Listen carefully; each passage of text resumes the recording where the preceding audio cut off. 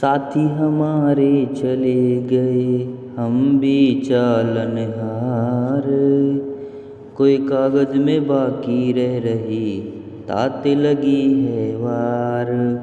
कबीर देह पड़ी तो क्या हुआ झूठा सभी पपीट। पक्षी उड़ा आकाश को चलता कर गया बीट। कर्मकांड के विषय में सत्य कथा। मेरे संत रामपाल दास के पूज्य गुरुदेव स्वामी रामदेवनंद जी महाराज को 16 वर्ष की आयु में किसी महात्मा के सत्संग सुनने से बैराग हो गया था। एक दिन वे खेतों में गए हुए थे। पास में ही वन था। वे वन में जाकर किसी मृत जानवर की हड्डियों के पास अपने कपड़े फाड़कर फेंक जाते हैं और स्वयं महात्मा जी के साथ चले जाते हैं। जब उनकी खोज हुई तो उनके घर वालों ने देखा कि वन में हड्डियों के पास फटे हुए कपड़े पड़े हैं, तो उन्होंने सोचा कि किसी जंगली जानवर ने उन्हें खा लिया है। उन कपड़ों को तथा हड्डियों को उठाकर घर पर ले आते हैं और अंतिम संस्कार कर देते हैं। उनके बाद 13वीं तथा छमाही करते हैं और फिर श्राद्ध शुरू हो जाते हैं। जब मेरे पूज्य गुरुदेव बहुत वृद्ध हो चुके थे तो वे एक बार घर पर गए। तब उन घर वालों को ये पता चला कि ये जीवित है और घर छोड़कर चले जाते हैं। उन्होंने बताया कि जब ये घर छोड़कर चले गए थे तो इनकी खोज हुई। वन में इनके कपड़े मिले, उनके पास कुछ हड्डियां पड़ी थी। तो हमने सोचा कि किसी जंगली जानवर ने इनको खा लिया है और उन कपड़ों तथा हड्डियों को घर पर लाकर अंतिम संस्कार कर दिया है। फिर मैंने संत रामपाल दास जी ने मेरे पूज्य गुरुदेव के छोटे भाई की पत्नी पूछा कि जब हमारे पूज्य गुरुदेव घर छोड़कर चले गए थे तब तुमने पीछे से क्या किया। उसने बताया कि जब मैं ब्याही आई थी तो उस समय मुझे उनके श्राद्ध निकलते मिले थे। मैं अपने हाथों से इनके लगभग 70 श्राद्ध निकाल चुकी हूँ।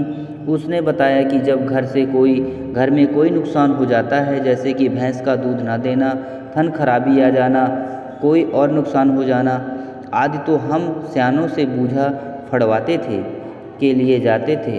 तो वो कहते थे कि तुम्हारी घर में कोई निसंतान अनमैरिड मरा हुआ है, तुम्हारे को वह दुखी कर रहा है। फिर हम उसके कपड़े आदि देते थे। तब मैंने कहा कि ये तो दुनिया का उद्धार कर रहे हैं, ये किसी को दुख दे रहे थे, ये तो अब सुखदाता हैं। फिर मैंने संत रामपाल दास महाराज जी ने उस वृद्धा से कहा कि अब तो ये आपके सामने हैं, अब तो ये व्यर्थ की साधना जैसे श्राद्ध निकालना बंद कर दो। तब उसने कहा कि यह तो पुरानी रिवाज है, यह कैसे छोड़ दूं। अर्थात हम अपनी पुरानी रिवाजों में इतने लीन हो चुके हैं कि प्रत्यक्ष प्रमाण होने पर भी वह गलत कर रहे हैं, छोड़ नहीं सकते हैं। इससे प्रमाणित होता है कि श्राद्ध निकालना, पितृ पूजा करना आदि सब व्यर्थ है। बच्चे के जन्म पर शास्त्र विरुद्ध पूजा निषेध। बच्चे के जन्म पर कोई छठी आदि नहीं मनानी है। सूतक के कारण प्रतिदिन की तरह करने वाली पूजा, भक्ति, आरती, ज्योति जगाना आदि बंद नहीं करनी है। इसी संदर्भ में एक संक्षिप्त कथा बताता हूँ। एक व्यक्ति की शादी के 10 वर्ष पश्चात पुत्र हुआ था। पुत्र की खुशी में उसने बहुत कुछ खुशी मनाई। 20-25 गांव को भोजन के लिए आमंत्रित किया और बहुत ही गाना बजाना हुआ, अर्थात काफ़ी पैसा खर्चा किया। फिर 1 वर्ष के बाद उस पुत्र का देहांत हो जाता है। फिर वह परिवार टक्कर मार मार कर रोता है और अपने दुर्भाग्य को कोसता है। इसीलिए कबीर साहब कहते हैं, कबीर बेटा जाया खुशी हुई, बहुत बजाए थाल, आना जाना लग रहा ज्यों कीड़ी का नाल। कबीर पतझड़ आवत देख कर बन रोवे बनमाही, ऊंची डाली पात थे अब पीले हो जाई। कबीर पात झड़नता यूं कहे, सुन भई तरवर राय, अब के बिछड़े नहीं मिला, ना जाने कहाँ गिरेंगे जाए। कबीर तरुवर कहता पात से, सुनो पात एक बात, यहाँ की यही रीत है, एक आवत एक जात। देई धाम पर बाल उतारने जाना निषेध। बच्चे की किसी देई धाम पर बाल उतारने नहीं जाना है। जब देखो बाल बड़े हो गए कटवा कर फेंक दो। एक मंदिर में देखा कि श्रद्धालु भक्त अपने लड़के या लड़कियों के बाल उतराने आए, वहाँ पर उपस्थित नाई ने बाहर के रेट से 3 गुना पैसे लिए और एक कैंची भर बाल काटकर माता पिता को दे दिए। उन्होंने श्रद्धा से मंदिर में चढ़ाया। पुजारी ने एक थैले में डाल लिया। रात्रि को उठकर दूर एकांत स्थान पर फेंक दिए। यह केवल नाटकबाजी है। क्यों ना पहले की तरह स्वाभाविक तरीके से बाल उतराते रहें तथा बाहर डाल दें। परमात्मा नाम से प्रसन्न होता है, पाखंड से नहीं। नाम जाप से सुख। नाम उपदेश को केवल दुख निवारण की दृष्टिकोण से नहीं लेना चाहिए, बल्कि आत्म कल्याण के लिए लेना चाहिए। फिर सुमिरन से सर्व सुख अपने आप हो जाते हैं। कबीर सुमिरन से सुख होत है, सुमिरन से दुख जाए। कहे कबीर सुमिरन किए, साही माही समाए। व्यभिचारी निषेध। पराई स्त्री को माँ, बेटी, बहन की दृष्टि से देखना चाहिए। ब्रह्मचारी महापाप है, व्यभिचारी महापाप है। जैसे गरीब पर द्वारा स्त्री का खोले, 70 जन्म अंधा हो डोले। सुरा पान मद मांसाहारी, गमन करे भोगे पर नारी। 70 जन्म कटत है शीशम, साक्षी साहब है जगदीशम। पर नारी न परासियों मानो बचन हमार। भवन चतुर्दशता सिर, त्रिलोकी का भार। पर नारी न परसियो, सुनो शब्द सलंत। धर्म राय के खम्भ से, अर्धमुखी लटकंत। निंदा सुनना व करना निषेध। अपने गुरु की निंदा भूल कर भी नहीं करें और ना ही सुने। सुनने की अभिप्राय यह है, कोई आपके गुरु के बारे में मिथ्या बातें करे तो आपने लड़ना नहीं है, बल्कि ये समझाना चाहिए कि यह बिना विचारे बोल रहा है, अर्थात झूठ कह रहा है। गुरु की निंदा सुने जो काना, ताको निश्चय नरक निदाना। अपने मुख निंदा जो करहीं, शुकर स्वर्ण गर्भ में परहीं। निंदा तो किसी की भी नहीं करनी है और ना ही सुननी है, चाहे वह आम व्यक्ति ही क्यों न हो। कबीर साहब कहते हैं, तिनका कबहू न निंदिए, जो पाँव तले हो। कबहू उठ आँखिन पड़े, पीर घनेरी हो। गुरु दर्शन की महिमा। सत्संग के समय मिलते ही आने की कोशिश करें तथा सत्संग में नखरे मान बढ़ाई करने नहीं आवें, अपितु अपने आप को एक बीमार समझकर आवें। जैसे बीमार व्यक्ति चाहे कितनी ही पैसे वाला हो, चाहे उच्च पदवी वाला हो, जब वह अस्पताल में जाता है तो उस समय उसका उद्देश्य केवल रोग मुक्त होना होता है। जहाँ डॉक्टर लेटने को कहता है, बैठने को कहता है, बाहर जाने का निर्देश मिले, बाहर चला जाता है। फिर अंदर आने के लिए आवाज़ आए, चुपके से अंदर आ जाता है। ठीक इसी प्रकार यदि आप सत्संग में आते हैं तो आपको सत्संग में आने का लाभ मिलेगा, अन्यथा आपका आना निष्फल है। सत्संग में जहाँ बैठने को मिल जाए वहीं बैठ जाएं, जो खाने को मिल जाए वही खा लें। उसे परमात्मा कबीर साहेब की रजत से प्रसाद समझकर खाकर प्रसन्नचित रहें। कबीर संत मिलन को चलिए, तज माया अभिमान। जो कदम आगे रखे वो ही यज्ञ समान। कबीर संत मिलन को जाइए, दिन में कई बार। आसुज के में ज्यों घन करे उपकार। कबीर दर्शन साधु का परमात्मा आवे याद। लेखे में वह घड़ी बाकी दिन बाद। कबीर दर्शन साधु का मुख पर वैसे सुहाग। दरस उन्हीं को होते हैं जिनके पूर्ण भाग। गुरु महिमा। यदि कहीं पर पाठ या सत्संग चल रहा हो, वैसे गुरु जी के दर्शनार्थ जाते हो तो सर्वप्रथम गुरु जी का दंडवत लंबा लेटकर प्रणाम करना चाहिए। बाद में सतग्रंथ साहिब व तस्वीरें जैसे साहिब कबीर की मूर्ति, गरीबदास जी की व स्वामी रामदेवानंद जी गुरु जी की मूर्ति को प्रणाम करें, जिससे सिर्फ भगवान बनी भावना बनी रहे। मूर्ति पूजा नहीं करनी, केवल प्रणाम करना पूजा में नहीं आता। यह तो भक्त की श्रद्धा को बार बार बनाए रखने में सहयोग देता है। पूजा तो वक्त गुरु व नाम मंत्र की करनी है जो पार लगाएगा। कबीर गुरु गोविंदो खड़े काके लागे पाँव। बलिहारी गुरु आपने जिन गोविंद दियो मिलाए। गुरु कबीर गुरु बड़े गोविंद से, मन में देख विचार। हर सुमरे सो रह गए, गुरु भजे हुए पार। कबीर हर के रूठते गुरु की शरण में जाए।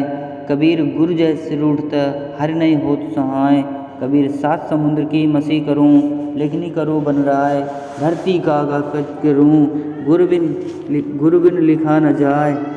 मांस भक्षण निषेध अंडा व मांस भक्षण व जीव हिंसा नहीं करनी यह महापाप होता है। जैसे साहेब कबीर जी महाराज व गरीबदास जी महाराज ने बताया है।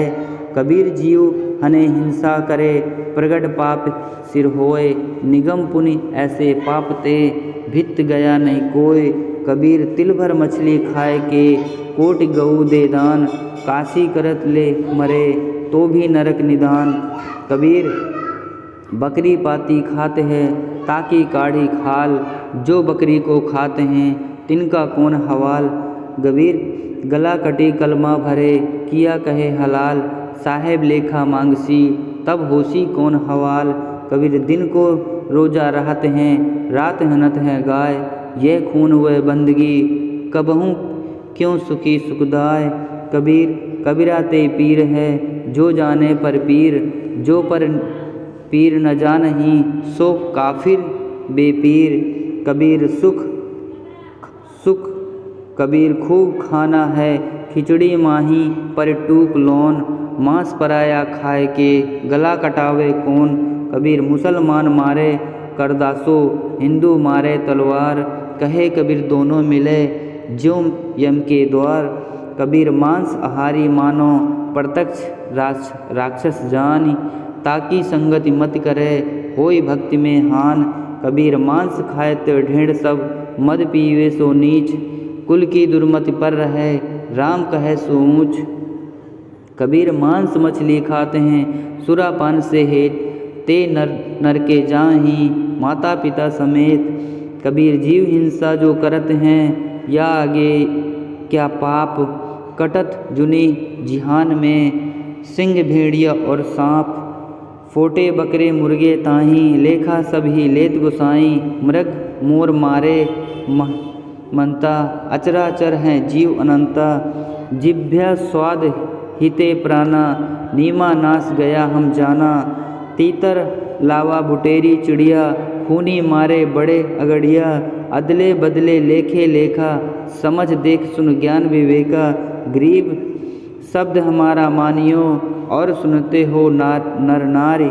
जीव दया बिन ऊपर है चले जमाना हारी। अनजाने में हुई हिंसा का पाप नहीं लगता है। बंदी छोड़ कबीर साहेब कहते हैं इच्छा कर मारे नहीं बिन इच्छा मर जाएं। कहे कबीरदास का पाप नहीं लगाएं। गुरुद्रोही का संपर्क निषेध। यदि कोई भक्त गुरु जी के द्रोह गुरु जी से विमुख हो जाता है करता है वह महापाप का भागी हो जाता है। यदि किसी को मार्ग अच्छा ना लगे तो अपना गुरु बदल सकता है। यदि वह पूर्ण गुरु के साथ वैर व निंदा करता है तो वह गुरु द्रोही कहलाता है। ऐसे व्यक्तियों से भक्ति चर्चा करने से उपदेशी को दोष लगता है उसकी भक्ति समाप्त हो जाती है। गरीब गुरुद्रोही की पेड़ पर जे पग आवे पीर। 84 निश्चय पढ़े सतगुर कहे कबीर। कबीर जान बूझ साची तजय कर झूठे से नेह। ताकि संगत हे प्रभु स्वप्न में ना दे। अर्थात गुरुद्रोही के पास जाने वाला भक्ति रहित होकर नरक व लख 84 में की जूनियों में चला जाता है। जुआ निषेध। जुआ ताश कभी नहीं खेलना चाहिए। कबीर मांस बखे और मद पिए धन वेश्या सो खाए। जुआ खेली चोरी करे अंत समूला जाए।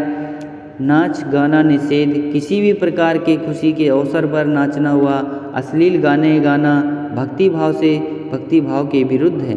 जैसे एक समय एक विधवा बहन किसी खुशी के अवसर पर अपने रिश्तेदारों के घर पर गई हुई थी।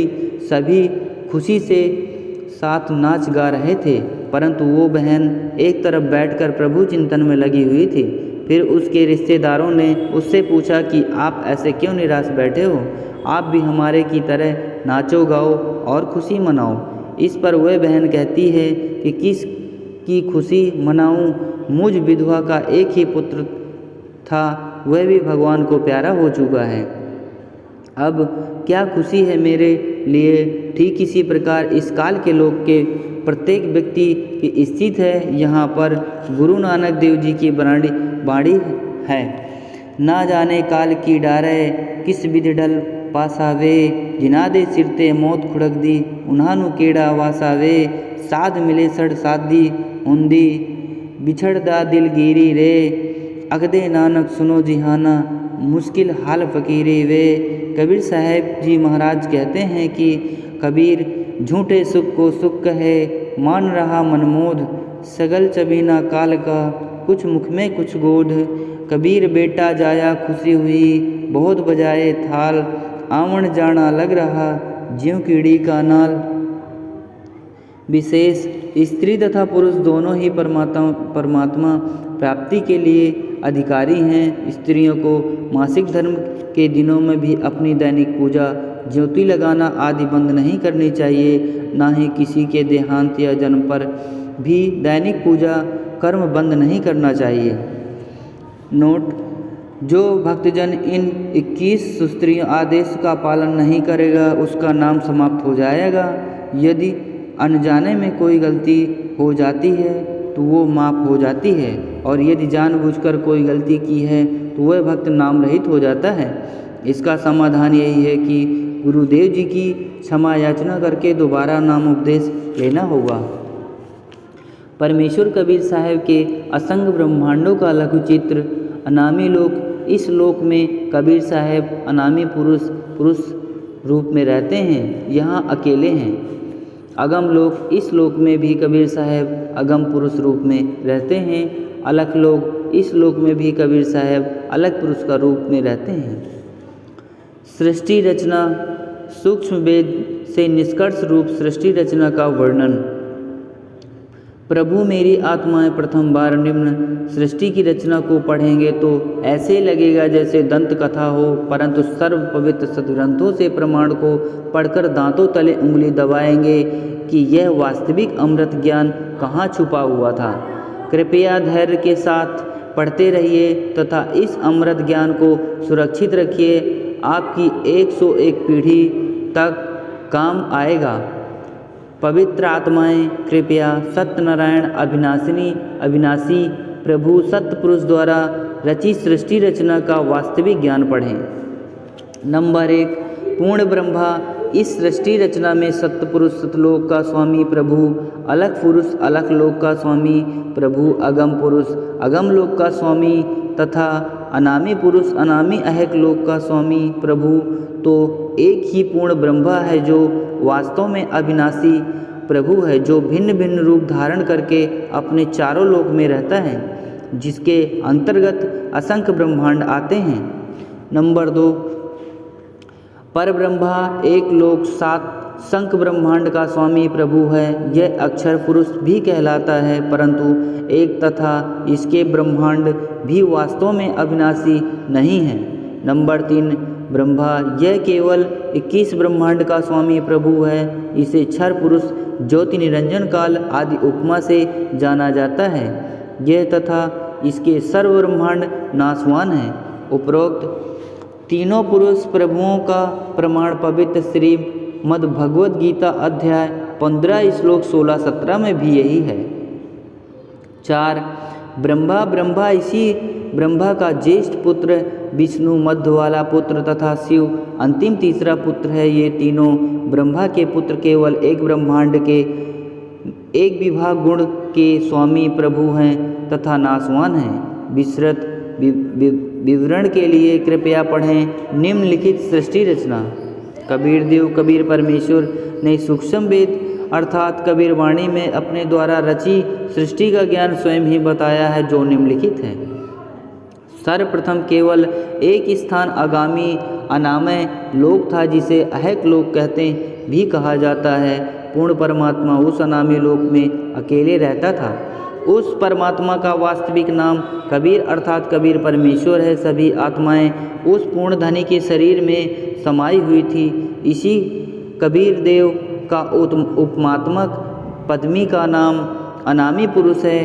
पुरुष का अर्थ प्रभु होता है। प्रभु ने मनुष्य को अपने ही स्वरूप में बनाया है इसीलिए मानव का नाम भी पुरुष ही पड़ा है। अनामी पुरुष के एक रोम शरीर के बाल का प्रकाश शंख सूर्य की रोशनी से भी अधिक है।